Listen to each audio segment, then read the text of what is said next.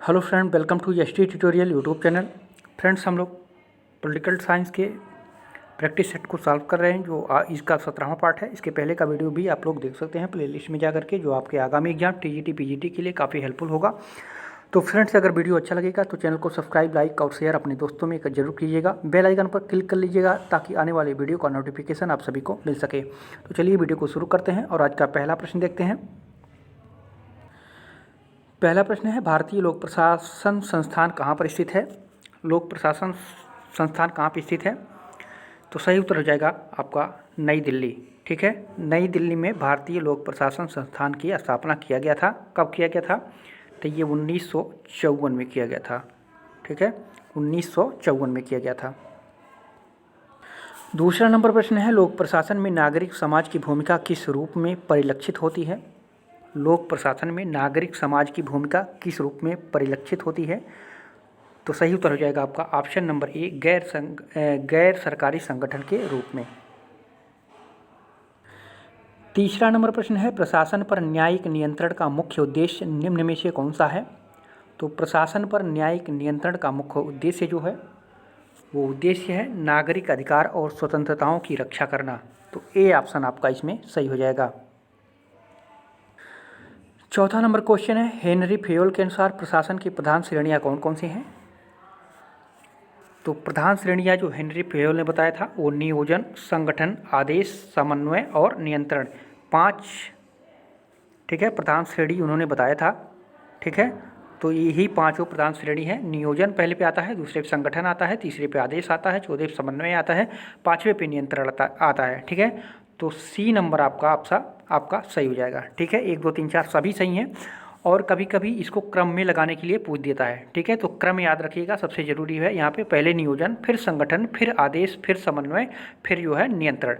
ठीक है, तो इसको क्रम वाइज ही याद कीजिएगा।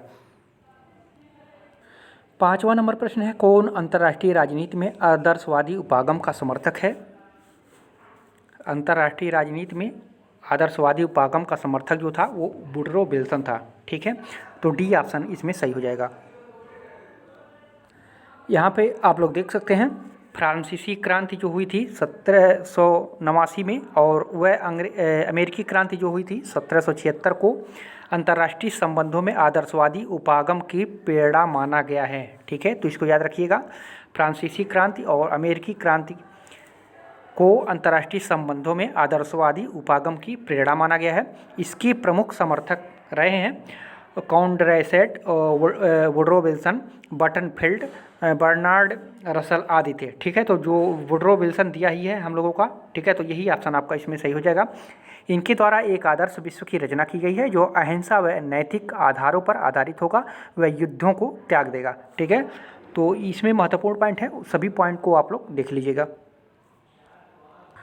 26 नंबर क्वेश्चन है, भारतीय संविधान का कौन सा अनुच्छेद अल्पसंख्यक वर्ग के हितों के संरक्षण से संबंधित है? तो सही उत्तर हो जाएगा आपका ऑप्शन नंबर बी, अनुच्छेद 29। ठीक है, अनुच्छेद 29 जो है अल्पसंख्यक वर्ग के हितों के संरक्षण से संबंधित है। और अनुच्छेद जो 30 है, अनुच्छेद 30 में जो है अल्पसंख्यक वर्ग के शिक्षण संस्थानों से संबंधित है। ठीक है, और अनुच्छेद जो 31 है, अनुच्छेद 31 में क ख करके दिया है। ठीक है, अनुच्छेद 31 में क ख करके दिया है, यहाँ पे आप लोग देख सकते हैं।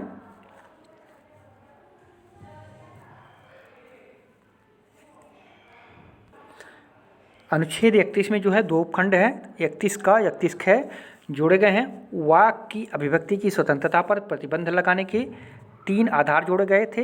ये थे लोक आदेश, अपराध करने के लिए उकसाना, तथा विदेशों के साथ मैत्रीपूर्ण संबंध बनाए रखने के लिए। ठीक है, प्रतिबंधों को और तर्क सांगत बनाया। ठीक है, और इस प्रकार के न्यायोज्य बना दिए गए हैं। ठीक है, तो 31 जो है वाक अभिव्यक्ति की स्वतंत्रता से संबंधित है। ठीक है, और आपका जो 29 है, अनुच्छेद 29 है, अल्पसंख्यक हितों का संरक्षण। कोई अल्पसंख्यक वर्ग अपनी भाषा, लिपि, संस्कृति को सुरक्षित रख सकता है और केवल भाषा, जाति, धर्म और संस्कृति के आधार पर उसे किसी भी सरकारी शैक्षिक संस्था में प्रवेश से रोका नहीं जाएगा। ठीक है, ये 29 कहता है। ठीक है, और आपका जो 30 है, इसमें 30 भी देख लीजिए। तो भारतीय संविधान के अनुच्छेद 30 के तहत अल्पसंख्यकों को शैक्षणिक संस्थान चलाने का अधिकार प्राप्त है। आर्टिकल 30 कहता है कि सरकार शैक्षिक संस्थानों को मदद देने में किसी भी शैक्षणिक संस्थान के खिलाफ इस आधार पर भेदभाव नहीं कर सकती है कि वह अल्पसंख्यक प्रबंधन के अधीन संचालित है। भारत एक धर्मनिरपेक्ष देश है। ठीक है, तो इन तीनों को याद रखिएगा, तीनों जो है बहुत ही इंपॉर्टेंट है और पूछा जाता है। ठीक है, 29, 30, 31 तीनों को याद रखिएगा। ठीक है, तो यहाँ पे 29, 30, 31 हम लोग पढ़ लिए और वो अनुच्छेद जो 17 है ये स्पृश्यता का अंत से संबंधित है। ठीक है, तो इन चारों अनुच्छेद को जो है याद रखिएगा, ये इसमें से जरूर पूछा जाता है और पूछा भी जाएगा। 27 नंबर प्रश्न है, लिबर्टी शब्द लैटिन भाषा के किस शब्द से लिया गया है? तो लिबर्टी शब्द लैटिन भाषा के जो है लीबर शब्द से लिया गया है, लीबर। ठीक है, तो सी ऑप्शन इसमें आपका सही हो जाएगा। 28 नंबर प्रश्न है, निम्न में से कौन एक संप्रभुता की विशेषता नहीं है? संप्रभुता की विशेषता नहीं है पूछा है, तो अंतर्भावता जो होती है, अंतर्भावता जो होता है ये संप्रभुता की विशेषता नहीं है। निरपेक्षता है, स्थायित्व है और अविभाज्यता है। अविभाज्यता है लेकिन अंतर्भावता नहीं है। ठीक है, तो शब्दों में थोड़ा सा ध्यान दीजिएगा, तो डी ऑप्शन इसमें सही हो जाएगा, संप्रभुता की विशेषता ये नहीं है। 29 नंबर प्रश्न है, द आइडिया ऑफ जस्टिस के पुस्तक नामक पुस्तक के लेखक कौन है? तो ये बहुत ही इम्पॉर्टेंट है, बहुत बार पूछा जा चुका है, तो ये आसान भी है। अमर्त्य सेन द्वारा ये लिखी हुई पुस्तक है। ठीक है, राजनीति के क्षेत्र में जो है, राजनीति और अर्थशास्त्र के क्षेत्र में एक कुशल पुस्तक के नाम से भी ये जाना जाता है। ठीक है, the idea of justice, Amartya Sen, A option आपका इसमें सही हो जाएगा। 23 नंबर प्रश्न है, विधान परिषद के कितने सदस्य राज्यपाल द्वारा मनोनीत किए जाते हैं? विधान परिषद में राज्यपाल द्वारा कितने सदस्य को मनोनीत किया जाते हैं?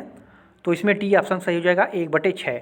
ठीक है, 1/6 सदस्य राज्यपाल द्वारा उसमें जो है विधान परिषद में मनोनीत किया जाते हैं। ठीक है, और उत्तर प्रदेश विधान परिषद में कुल कितने सदस्यों की संख्या कितनी है ये भी पूछा हुआ प्रश्न है, तो 100।